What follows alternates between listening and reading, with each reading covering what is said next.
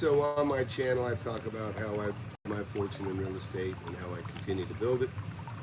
We are going into a crash, and it's no surprise, countries run like shit, and but buyers are bailing out, escrows are not closing, and things are just kind of generally what normally happens when people start getting panicked. This is going to be, I would say, worse than '09. It's going to be different than 2009 for different reasons. But it's amazing how fast our economy's gone to hell in the last roughly 2 years, and there's just no reason for it not to get worse. There's just no reason for it not to get worse. But talk about the market first a little bit. So I've had several agents tell me they're getting nervous now. Definitely, they have people that work for them.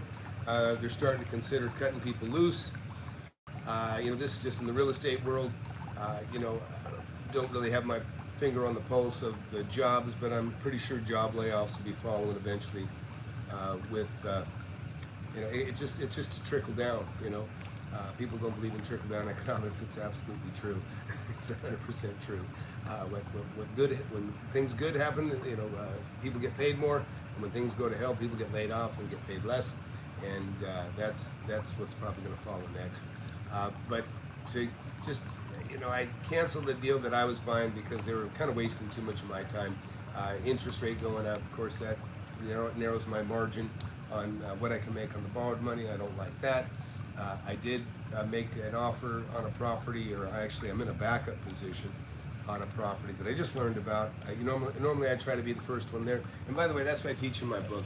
Wake up and smell the real estate. If you ain't even got my book, go get a copy of this book. $10, $20 in paperback. You can get an Audible, Kindle. You can have it in probably a minute.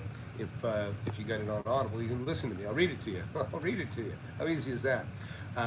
But this is going to be a fantastic time to make money, and I'm telling this to my students and those of you, my subscribers. Listen, you can make a lot of money in this stuff. Anytime there's a massive change, people panic. There are people that buy things. I've been discouraging and dissuading some of my students from taking. You should never be taking a chance. When you buy something, it should feel like Christmas. You're going to make a home run. You're going to make a lot of money. There's no reason to do anything that doesn't feel like Christmas. And so back to the people bailing. A friend of mine just listed a house, cheapest house in the area, in the neighborhood. It's been listed, he said, just been no action on it whatsoever, not even a call, and it's the cheapest house listed in the area. So that's unusual in itself. These are just small things. This isn't a big scientific survey by any means, but this is the beginning of it. And also, I found a property for sale. I made a backup offer on it. It had already gone into escrow and fallen out, and now it's back in escrow again, and they suspect it's not very firm, and that's why they allowed me to go ahead and make a backup offer on it. And so I got a backup offer. I'm waiting for that thing to get signed. And this is a hot property. This is a property that should, it's a fixer-upper, and but the people that are panicking on it, that bailed on it. I don't know anything about the particulars of people that bailed on the deal that I'm going to buy if they fall out, but they probably are nervous. I mean, I don't go into escrow. Every time I go into escrow, I go in with full intention of buying, and most people do. And whether you're somebody that flips or you are trying to find somebody to hand it off to, they're not able to find that person to hand it off to. So they're getting nervous. So this is all good reasons to be careful. Just be especially careful. If you're not a savvy investor, man, you better really be careful. And you new guys, there's. I remember back in '04, things kind of heated up. The .com stuff was starting to go down actually to a degree, growing in some areas and failing in others. There's a lot of bad stuff out there. People threw money into e-toys and some other things like that. But where I'm going with this is that the interest rates started to fall back then, and it kept countering the economy going bad. Well, the economy's going bad, and the interest rates are going up right now. So, you know what I mean? There's nothing to, there's really no hope for making it much better, because the economy's failing and the interest rates are going up. It's not just caused by the interest rates going up. I mean, we screwed things up terribly. The government did, not me. I didn't like the stimulus stuff. When they started giving stimulus to everybody, you know, it's really like, you know, the stimulus was to help people that needed help. They gave stimulus to everyone, whether they needed it or not, employed or not. You know, it's so stupid. It's like giving everybody $100,000 because somebody got $100,000 for a cancer operation. So it's like, oh, you got cancer, you need an operation. Here's $100,000 for you, and here's $100,000 for everybody else that doesn't have cancer or that isn't unemployed in this case. And so, you know, they ruined. And I think, in all honesty, it's even bigger than that. You know, I took my daughter to Paris about 8-10 years ago. Beautiful. I mean, it's just gorgeous. You know, Paris is like, in fact, we planned on going to Italy after we went to Paris, flew to England, then went from England over to Paris, and had an awesome time. You know, she just graduated, and I was thrilled, and it was just a blast we had, and it was so good that we didn't even go to Italy. I say, you know what, why not go to Italy? We're seeing everything we need to see right here in Paris, and you know, just statues, and you know, saw the, oh God, what is it? Anyhow, all the museums. There's just so much to see. It's unbelievably beautiful. Well, I'm in jiu-jitsu. Oh, by the way, I just got my purple belt. So I'm probably already told you that, but I got my purple belt. So that's a milestone for me. Another guy that got a purple belt, Frenchman that I know, Clem, he was telling me, he goes, and he's from France, and he said, oh, Tom, it's so bad, it's so bad. And he shows me a video, and it's showing like the beautiful Eiffel Tower, and then rats running through, you know, a silhouette of rats running back and forth in the silhouette. They got shit and garbage and trash everywhere, and you have to wonder, you know, we see it in our own country, right? You know, it's like, why doesn't the city, you know, everything's going up, our property taxes are going up, we're paying more taxes, but the people that run the city are just trashing the town. You know, they got homeless everywhere, they invite them in, they do nothing. You got people shitting in the streets, you got garbage all over, and that's happening in Paris too. And so you have to just wonder if it isn't, you know, powers that be that are on kind of a worldwide effort to just ruin things. And it's not just in the USA that's having these problems. It's happening everywhere. And you know, I think, you know, it's a socialism thing. You know, people are you know, they're just trying to ruin it for everybody. And unfortunately, it's the middle class that always gets screwed the worst. You know, there's no exception here. But you know, the smartest thing you can do is just you listen. You have to make money. That's your hedge against a terribly run country. And believe me, we don't even qualify. Our country is run so terribly that we don't even qualify for the aid that we give other countries. You know, when we bail out other countries, we used to have like, yeah, you got to get your shit together. You got to do this. You got to keep your economy straight. You can't waste money here and there. We don't even qualify for the help that we would demand others to be up to par to, that we would expect them to be before we give them help. We don't even qualify for that kind of help. You know, it's just a mess. It's just such a corrupt bunch of shit. You know, you got lobbyists that buy this stuff, that buy influence from our powers that be, and politicians I'm talking about, both sides. I don't care what side you're on. Both sides. It's one party on Washington. Believe me, folks, it's one party. They're both just as dirty as they can be. They just want to stay in power and extract as much money out of the people that they pretend to represent. And, you know, then that's how it is. So, but back to, I had some notes. God damn, what did I do with my notes? Let me see if I can remember. Well, so there was number one, there was the bailing issue that concerned me. You know, and when I say concern me, it really empowers me. I'm just a spectator here. I'm not going to be involved in the crash and getting hurt. I won't be hurt much because I have been careful. And, you know, I'm telling you exactly how I handle things. I don't do anything that feels like a risk. In other words, when I make a deal, when I buy something, it's a sure thing. You know, it's not a maybe, it's a sure thing. And I just hope that everybody here watching will do the same. Let me see what, get some questions here. Nice pool, thank you. Have lowball offers worked out for you? Yeah, Matt, I mean, really, get the book, buddy. If you don't have my book, get my book. Listen, lowball offers, I make great deals. Not everybody feels like they're being lowballed, even though I'm making a fantastic deal. They don't necessarily feel like they're being lowballed. So, but yeah, no, I mean, listen, I buy, everything I buy under market. Get the book if you don't have the book. Get in the mentorship if you can get in the mentorship. I just say that because the scattershot stuff, throw a bunch of lowball offers on everything that's on the market, that's a waste of time. That's horseshit. Anyhow, Barry says, unless something great comes along, but I don't think that will happen in the next 30 days. Oh, Barry said, I just sold 2 things and I'm going to pay the taxes instead of, oh, okay, yeah. Yeah, and I understand. So Barry's making the point that he just sold some properties and he's going to just take his lumps, is what I call it, meaning he's going to pay his taxes. He's just going to pay the taxes. And then he'll hang on to the cash, wait for an opportunity with it. Listen, I've got many people that are doing the same thing.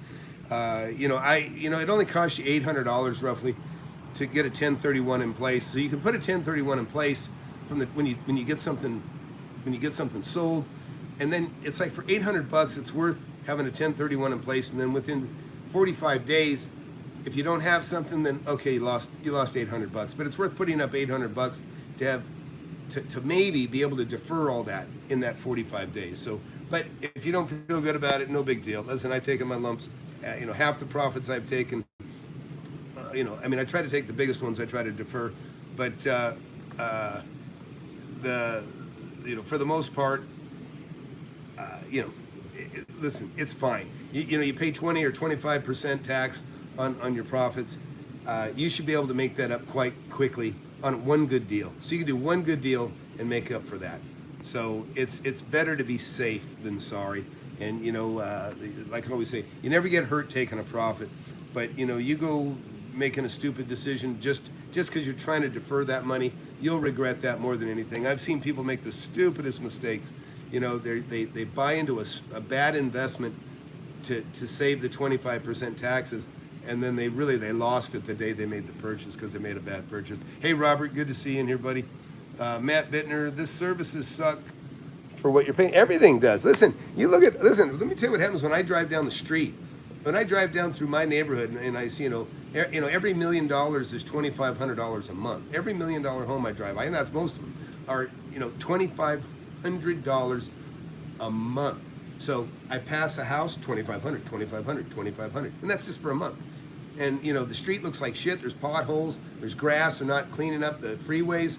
It's what the hell are they doing with the money? They gave everybody a raise, by the way. They said, oh, this isn't enough. They gave everybody in my city a raise. Everybody that works there gets a raise. How convenient to just give yourself a raise. And of course, that means we gave everybody a raise. We're funding it. We're paying for it. The city only gets in a hurry if they are going to find someone. Yeah. Dunedin, Florida. I don't know Dunedin, Florida, but I've heard the name. Oh, did you hear? Oh, good, Barry. So Barry went ahead and he's got his 1031 in place, but he thinks he's going to bail, and that's okay. It's worth the $800. I assume he spent $800. How about you guys watching? Anything got you worried or concerned? Anything? What do you see in your area? I'm in Texas, and I may have to plug in my phone here.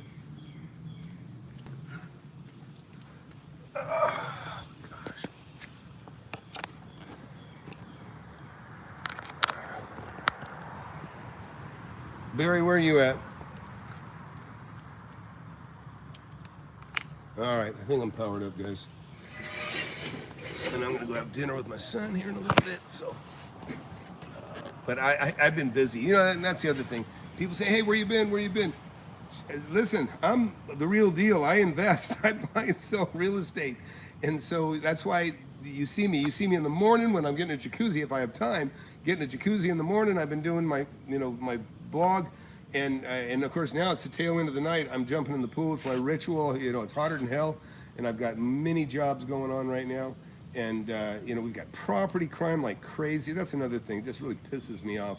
You know, breaking glass. I called a glass company, and they told me, they said, Tom, we can't even help you. They go, everything is so bad right now. They go, all of our time is spent fixing, smash and grab glass throughout the city. And well, I'm in a nice city, and it's just a shithole.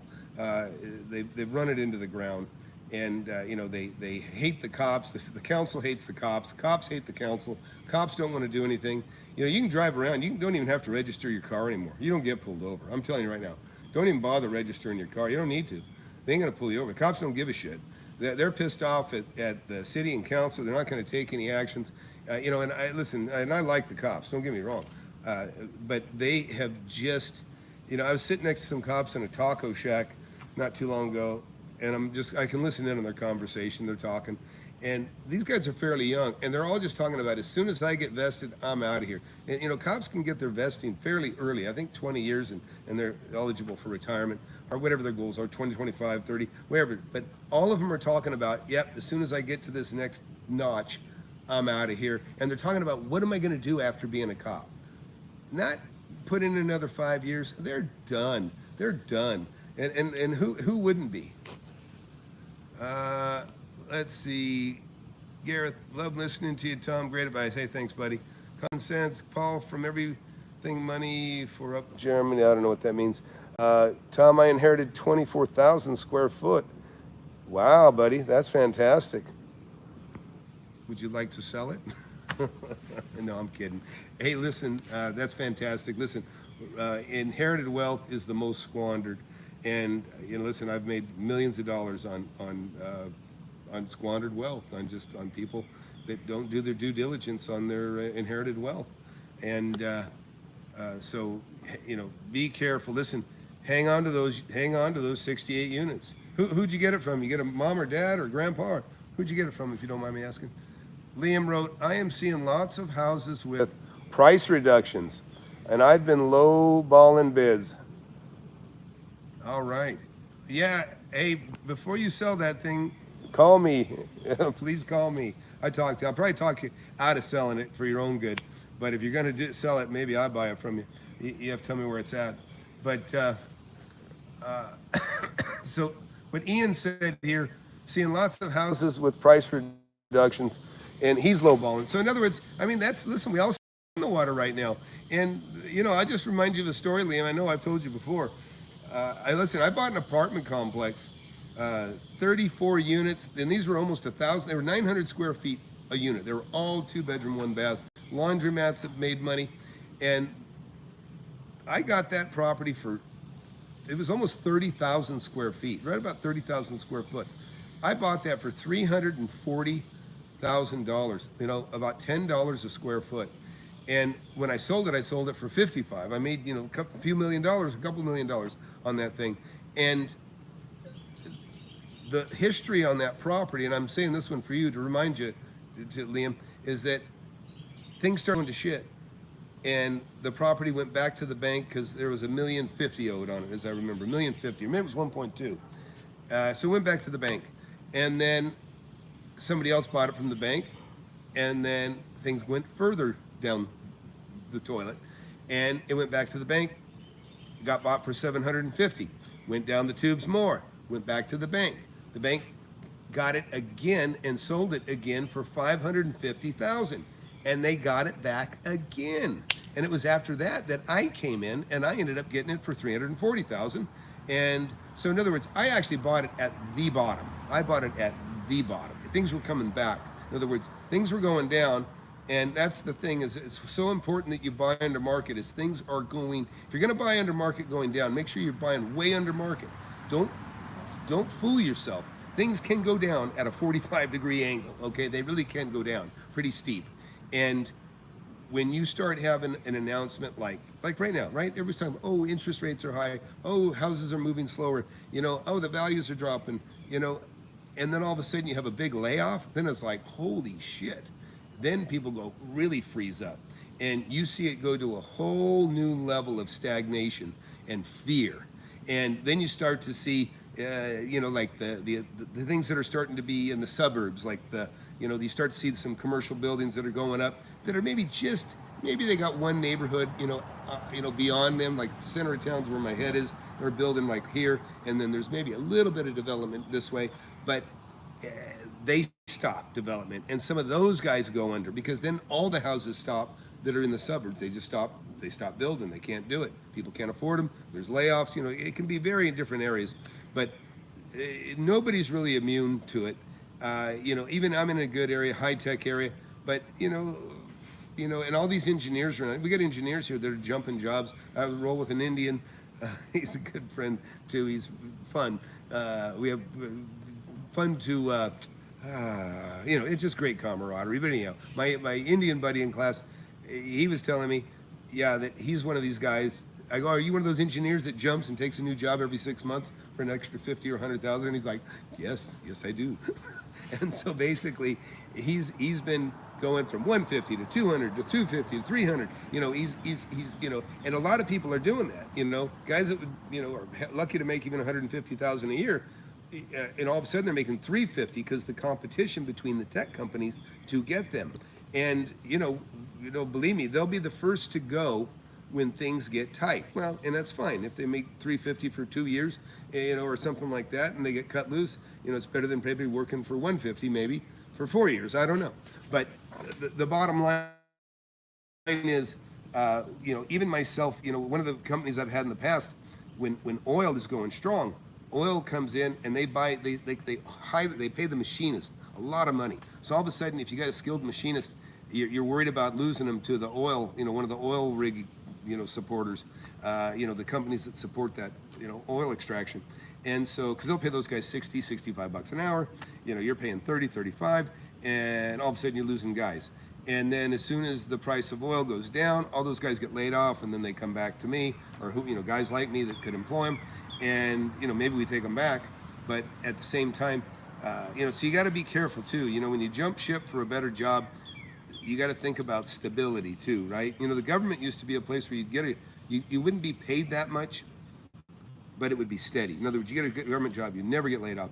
Well, the government jobs now are getting crazy pay. There are people that are just complete dumbasses making 150, 200,000 in your town, believe it or not, every town. And they were the shit. They got no qualifications other than, maybe they sat on the council for a short while, and that's one of the reasons you get in the council. People try to get on the city council for the $30,000 job. No, it's that they get a better job after that within the city. They find a department, they do a favor, they get hired, they get put in, and now they're making 100, 150, where they don't, they would never get that kind of money in the real world. They're just not worth it. So, hey, please hit that like button, hit that subscribe button. I try to share with you everything I can possibly share to help you. I've been doing this a long time. I've seen a lot of stuff. I've been doing this 41 years. I bought my first property when I was 19 years old, and I've made a lot of money over these years. And, I've made a lot of mistakes at different times, but I'm a quick learner. I'm a fast study. I want you guys to be too. The best thing to learn is from other people's mistakes, and that's why I share everything with you, so you can learn from my mistakes, learn from, all those trials and things that I've dealt with. And it's just a wonderful thing. And I try to do the same too. Always listen to people that are more successful than you. Always listen, because that's all they got to share. They're sharing their life with you. They're letting you know here. It's like people say, like the head of GE or Iacocca that ran Chrysler. These guys write books, and they say, why is this guy writing a book? Well, they got experience. They got experiences, some that nobody's ever going to have. And so it's wonderful to benefit from other people's mistakes. Now I benefit from people that make foolish decisions. They lose their property and I buy it from the bank. That's happened. But I'm talking about just good old experience, just advice. People that, I got a buddy of mine that he owned, 40, 50 rentals in Los Angeles, carried a note on all these things. He was just fantastically smart. He was a firefighter, and one earthquake, and 2/3 of those houses had the fireplace fall into the living room and total the house to the extent that it wasn't worth more than the first trust deed that he didn't hold. He held the second trust deed, so he got wiped out because he didn't want to come back and take it over all the first. So, anyways, there's things like that. There's unique experiences like that, and I've got a lot of those too now in my history, and so history doesn't always repeat itself.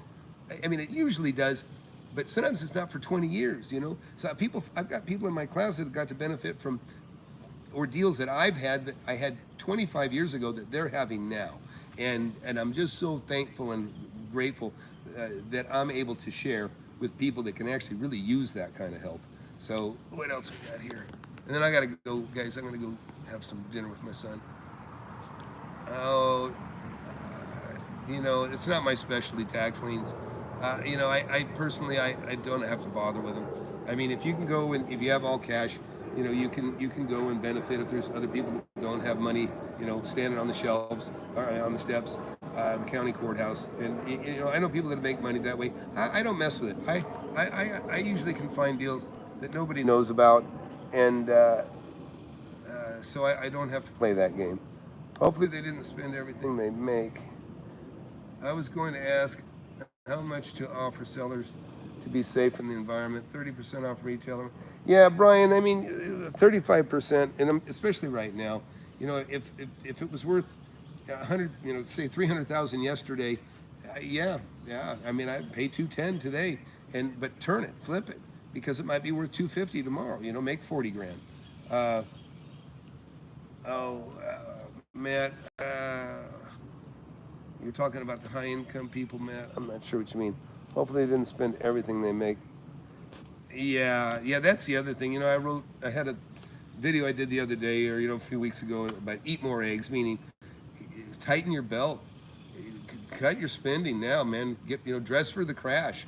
Start saving your money. Start taking those steps to not spend as much. Don't eat out as much, and you know, do it or not. I don't care. I'm just telling you. You know, I don't have you asking me the advice, but you're here listening to me, so I assume you want to hear what I have to say. Save your money. Eat at home. Eat cheap. Eat good. You can eat really well at home, by the way. You know what I mean? You can eat a lot better at home for more. I mean, for less money, and you can eat better food. You can also eat some really shitty food if you have a lot of frozen stuff, which I do once in a while. But the bottom line is, you know, I've been there. I've been somebody that, I've always worked. I've always made money. I've always had a good income. You know, I'm just relative. I mean, when I made $6 an hour, I considered that a good income. It was a good income at that time in my life, and for my age, that was fine. But I'm just saying, I've always kept my overhead low. You know what I mean? Even when I started investing in real estate, I made sure everything that I bought, I could rent out a piece of it that would cover most of my mortgage, or I would buy something that I certainly know I could flip and sell for more. If I had a partner, I'd go buy something, you know, probably a third of the time when I bought with a partner when I was young, there would be so much money there to be made that the partner would want to keep the property, so he could afford to give me half the profit on that purchase, and then he would just keep it, and that's fine too. If you don't have a lot of money, it's wonderful to put partnerships together. I mean, you and one partner. I always want to hold the reins. You know, I like to hold the reins. I can't not hold the reins. I don't hand my money to other people to invest with. People invest with me, and they can trust me, and they like a lot of times, because most people that invest with me, and not that there's that many, but when I've had people invest in me, they're the minority holder. In other words, I have the most skin in the game. So that's reassurance for them. They go, oh, well, I don't have to worry about it. He's going to lose more than I do. So they know I'm going to watch it like a hawk. So let's see what we got here. Pragmatic inspiration, thanks. Learning to plant a garden. I'm talking about the high. Okay. Anyways, hey, I appreciate y'all hanging out and looking for my book to plug. It's over there by the jacuzzi. Sorry, unplugging. Man, just stay safe. Be careful. Listen, your money's the tool. It's the best tool you can have is having money. You know, you got Grant Cardone telling you the cash is shit. Sell your home at the worst time you could possibly sell a home. He's telling you to sell his home, and then he goes over and he buys a home in Malibu. That's bullshit. Anyways, wake up and smell the real estate. Get this book and go to my website, FlipAnythingUSA.com. Listen, right now is the time. Keep your overhead low. Keep your overhead low. Don't do anything stupid. And you can buy things. Listen, you'll see. I'm waiting. By the way, you're going to see. I'm looking at buying a new Porsche. Not a new to me. I'm looking at buying a 2010 or 2012. It's a 997.2. It's a anyhow. It's like a GT3. It's a GTS. It's kind of a collector's. It's a really really cool Porsche. It's special, and I know that the value of cars is also something. You'll see cars will drop in value, especially cool cars. Believe me, when those guys that make $200,000, $300,000, $400,000 a year, when they lose their job, their second car or their third or fourth car, that they have a lot of them have multiple cars. That stuff is immediate. I got to get rid of these cars I don't need. So one time I picked up a Mercedes that sold for $105,000. I bought it for $33,000 just a couple of years later, and it just that's what I'm looking forward to, buying a couple nice cars that I wanted. It'll be the backdrop of my new man cave that I'm making for the show, by the way. So you'll see my new studio. I'm working on that right now, folks. So that'll be fun to share with you guys. And I'm sure I'll have a pretty car in the background just because I can. But hey, get the book. Don't waste any time. Wake up and smell the real estate. There's not a better way to make a fortune, an easier way to make a fortune. You're all the same. Whether you have a little money or a lot of money, listen, the deal is what's going to make you rich. The deal. And that's what the rich guy doesn't have the deal. The poor guy doesn't have it. It's whoever gets the deal is the guy. You can always find money. Finding money's easy. But finding the deal is what's tough. And that's what I show you how to do. Matt Bittner, in past recessions, have you known banks to complete? Yeah, of course. Absolutely. Shit, banks going under. Yeah, Robert, check out GTS. The GTS, it's like a GT3, but a little more luxury. I don't want to ride a go-kart. I mean, I like the speed and all that stuff, but I like a little bit of comfort. Anyways, hey, thanks for watching, everybody. Please hit that like button, hit that subscribe button. It helps the channel. I have the smallest amount of subscribers, but the least amount of bullshit, I promise you. So please, if you can, comment under the comments too. If you want to help me even further, just write some comments. You watched the whole thing, or you liked it, or whatever. Anyhow, you guys take care, and I'll see more of you soon. Take care.